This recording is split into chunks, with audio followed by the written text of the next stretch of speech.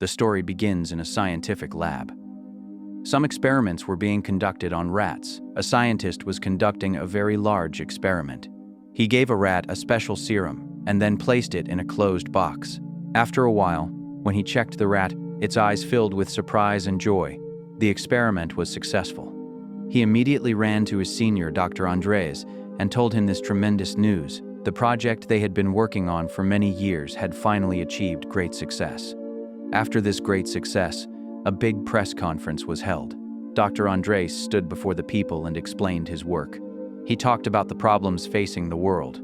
Things like war, climate change, and pollution are troubling people everywhere. He removed a small box from the table, and underneath it stood a small man. This was Dr. Georgian, the main scientist on the project. Everyone fell silent upon seeing him. Dr. Georgian explained that 32 members of his team, including his wife, had voluntarily undergone the procedure. They had all grown to 5 inches tall. He assured everyone that the procedure was completely safe and painless. To prove his point, another man brought the rest of the team on a trolley. Everyone stared in amazement. Many small people were waving their hands on the trolley. Doctors Association, Georgian said that this was the beginning of a new era and the result of 5 years of hard work. An assistant held up a small plastic bag to demonstrate how much this experiment would benefit the world. He said that this small bag contained all the waste of these 32 people over the past 5 years. His idea was clear. By shrinking, people would reduce their space, their food, and everything else. Dr. Georgian extended an open invitation to the world. Anyone willing can undergo this process. This news spread like wildfire. People started talking about downsizing. Now the story shifts to our hero, Paul. Paul was living a normal life at home, caring for his ailing mother. Unfortunately, despite his best efforts, her health deteriorated, and she died sometime later. Paul worked in a factory and also helped the sick. He loved helping people wholeheartedly. Paul is married to a woman named Audrey. They don't have children, but they love each other very much. After their wedding, they bought a new house, which used up all their savings. Then Paul realized how difficult and expensive it is to fulfill one's dreams. One evening, Paul and Audrey went to a party with their friends. The main attraction at the party were 2 small people, Dave and Carol. They were there to explain the benefits of downsizing. Dave told the crowd that there were no disadvantages to being small. They could do whatever they wanted. But in a world where their money would go much further, he explained that the name of their community was Leisureland, where everything was very cheap. He told them about his large mansion, which he would never have been able to afford in normal life. This presentation had a profound impact on Paul and Audrey. After arriving home, new dreams began to swirl in their minds. A few days later, they were invited to visit Leisureland. The next morning, they went there. It was a clean, beautiful, and perfect place, made just for little people. A cheerful little man welcomed them and gave them a tour. He showed them his luxurious home, which he had purchased for just $10. He also introduced everyone to his tiny wife, and the two painted a picture of their happy life. The promise of a comfortable life without worrying about money now seemed very beautiful. The little man giving the tour continued to explain more to Paul and Audrey. He explained that his life had completely changed after becoming tiny. Anyone could undergo this change in their body without any problems. After this, Paul and Audrey met with the doctor. The doctor explained the truth about money in very clear terms. He said that once they downsize, their big house will be useless. They can sell it and use the money to build a large house in Leisureland. They would become much richer. Everything there was so cheap that they could spend as much as they wanted, yet their money would never run out. Finally, they both decided to go small. Paul went to his job and told his coworkers, "Today was my last day." He said he was going to go small and start a new life in Leisureland. His colleagues were happy for him and said goodbye to him one last time. Paul and Audrey met all their friends one last time, knowing they would never see them again after going small. They sold their house, took off their wedding rings for the process, and prepared to leave their old lives behind. The next morning, they boarded a special bus to Leisureland with many other hopeful people.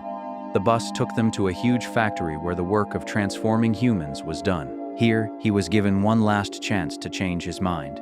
An officer asked, "Do you have any doubts? Is anyone forcing you?" Both Paul and Audrey confidently stated that they were doing this of their own free will. They were told that the procedures for men and women take place in different locations. They embraced one last time and promised to meet again. Paul was taken to his area, where many naked men were standing. Preparations for his shortening were in full swing. All the hair on his body was completely shaved. Any damaged or decaying teeth were removed. This all happened while he was unconscious, so he didn't notice any difference. After he was unconscious, Paul was placed in a large, advanced machine. The process lasted about 20 minutes, and when it was over, Paul was perfectly slimmed down to just 5 inches. The newly shrunken men were then taken to a recovery area where everything was adapted to their new size. They were now accompanied by doctors who had shrunken. Small artificial teeth were also fitted to replace their extracted teeth. After a long time, Paul regained consciousness. He was lying on a small bed. A nurse, also small in size, took care of him and told him he was completely fine. The entire process was a success. She gave Paul smaller clothes and brought him a large biscuit, which, from Paul's new perspective, looked like a sofa cushion. But Paul wasn't worried about himself. His eyes were searching only for his wife, Audrey. Just then, his phone rang. It was from Audrey. Her voice was filled with fear and regret.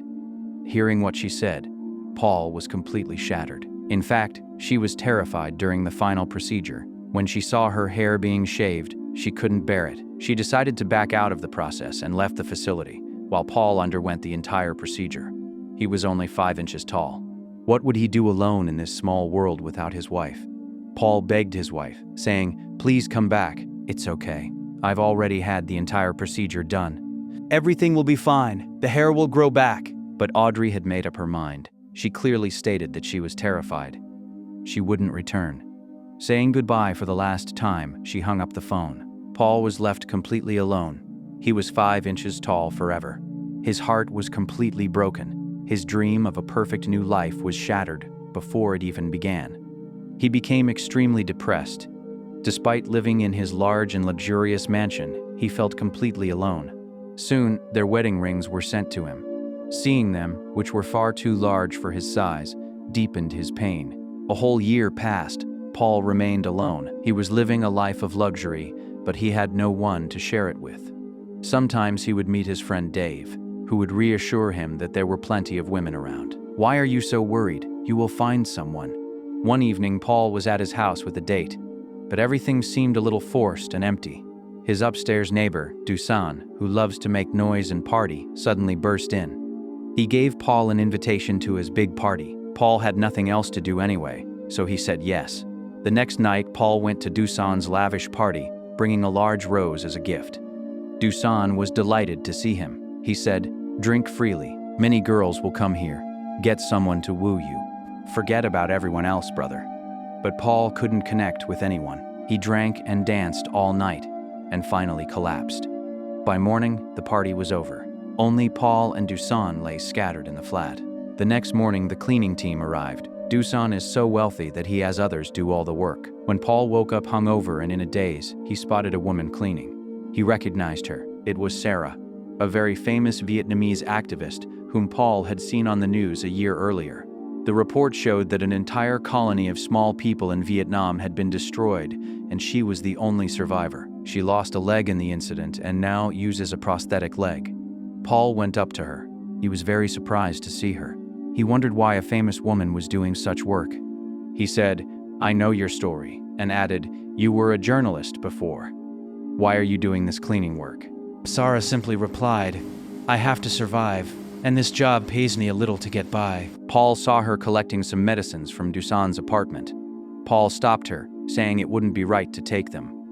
She explained that they were for a sick friend. Dusan actually gives cleaners free rein, allowing anyone to take whatever they find useful. Paul, too, had helped sick people in his previous life. He noticed that Sara's prosthetic leg was incorrectly fitted, and she must have been experiencing pain while walking. He said, "I can fix your leg." Sara was very pleased. She said to Paul, "You're a good man and have medical knowledge, so will you come and see my sick friend?" Seeing her helplessness and wanting to give his life some meaning, Paul agreed. He left his luxurious life, boarded a bus with Sara, and headed for a part of Leisureland he had never known. Their bus took them to a hidden part of Leisureland. On the way, they crossed a huge wall. On the other side of that wall, Paul saw a poor settlement. There weren't big houses like theirs, but rather a slum-like colony built inside old shipping containers. Poor people like Sara lived there. She took him to her small house, built inside a container. Inside, a woman lay on a bed, very sick. Sara told him that this was her friend and asked Paul to treat her. Paul said, "I'm not a real doctor," but Sara insisted, "You know more than me." Paul suggested giving her some medicines from Duson's house. After some careful consideration, he administered the medicines. Paul then said, "I'll even fit your prosthetic leg properly." Sara said, "Let's do it after a few days." Paul left, but he couldn't forget her. A few days later, he went back to her house. Sara had some bad news. The sick woman he had treated had died. Sara said with fear, "Maybe I gave her too much medicine." But she also said that before she died, there was a smile on her face, as if she had finally been relieved of her pain. Paul then began to fix Sara's prosthetic leg. As he tightened the loose screws, Sara began to tell her story. She said, "In Vietnam, I protested against the government's dam project. That's why I was imprisoned." Her sister also went to prison with her, couldn't bear the beatings she received, and died. During all this, Sara lost her leg in an accident. Paul was still working when the prosthetic leg suddenly broke. Sara became very angry that the leg had failed her again, but Paul didn't give up. He lifted Sara onto his shoulders and, trying to make amends, said, "I'll do the cleaning until I fix your leg." Now he started cleaning the houses of the rich people of Leisureland. This work was much lower than his previous jobs, but Paul had no problem with that. He had found meaning in his life again by helping others. He stayed with her for several days. During this time, he saw another side of Sara. He saw how, despite her poverty, she helped other old and sick people. She gives them food and other supplies. Her kindness and goodness touched Paul's heart deeply. One day, while they were cleaning Duson's apartment, Duson looked at Paul and laughed. He joked, "Once upon a time, you were the owner of the mansion, and now you're the cleaner." "What's going on, brother?" Paul simply said, "It's a long story, I'll tell you another time." Duson understood that whatever it was, his friend seemed happy. Duson was currently talking with another man about a secret and highly paid mission to Norway. Duson asked Paul to come along. When Sara heard this, she immediately said, "If Paul is going, I'll go too." Paul said it could be dangerous. But Sara didn't change her mind. She said that going to Norway was her long-cherished dream. Finally, Paul, Sara, Duson, and his companion boarded a special boat and embarked on a long voyage across the ocean. During this journey, Paul met Dr. Georgian, the original inventor of the downsizing project, and his wife, Annie, who were also accompanying him on this mission. Georgian told Paul a terrible truth. He said that a lot of methane gas was being released from the melting glaciers, and if this continued, the entire world would end. To stop this, he wanted to shrink humans. He explained that not everyone was ready to shrink, and at this speed, there was no way to stop the catastrophe. So, understand that this is like the last party before the end of the world. Paul found it very difficult to understand all this. He spoke to Sara, and she too couldn't process the thought of the world really ending. That night, this heavy truth and the growing closeness between them brought them closer. Paul and Sara spent the night together. After a long journey, their group arrived in Norway. There, they found a lovely community of small people living in complete peace with nature. Unlike Leisureland, there were no walls and separate living systems. The people there were overjoyed to see Dr. Georgian and his wife. A woman from the community took Paul for a walk and led him to a huge tunnel inside a large mountain. She told him that this was their last hope for survival. About 2 kilometers below the mountain, there was a huge underground bunker. A place has been created inside where there will never be a shortage of food and water. A select few will live underground for 8,000 years, until the world above becomes habitable again. They have stocked up on food, water, and essential supplies to ensure the human race does not die out. Hearing all this, Paul felt a new passion. He felt that if he went inside, his life would be useful. He happily told Sara that he had decided to go into the bunker. He felt that he would be able to contribute to saving humanity. But Sara was heartbroken and became angry. She asked Paul, "After everything that happened between us, how could you leave me? Were you just passing time with me? Don't you really love me?" Paul did not give a direct answer to this. Paul remained adamant that he had to go in. This was his way out. Sara was devastated and cried. Paul also told Duson his decision. Dusan said he could help people even while staying on the surface, but Paul had made up his mind. When it was time to go into the bunker, everyone watched the sunset together. They knew they would never see the sun again. Paul said goodbye to everyone. His and Sara's eyes met. Sara, without saying a word, begged him to stop, but Paul didn't look back and went into the dark tunnel. People began to walk this nearly 2-kilometer long path. It was dark inside, and they would have to walk all night. Paul was at the very end of the line. With each step, Paul's heart grew weaker. He thought of Sara, Dusan, and all the relationships he had made. He understood that life wasn't just about survival. If his own people don't survive, what will he do by living? Outside, Sara and Dusan were standing at the tunnel entrance, hoping that Paul might return. Then, they saw someone emerge from the darkness. It was Paul.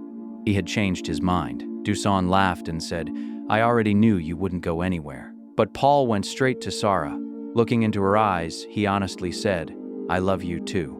Now, they decided to give up their life of useless luxury and spend their lives helping people. If you enjoy what we do here, please like the video and subscribe to this channel to keep us motivated. See you on the next video.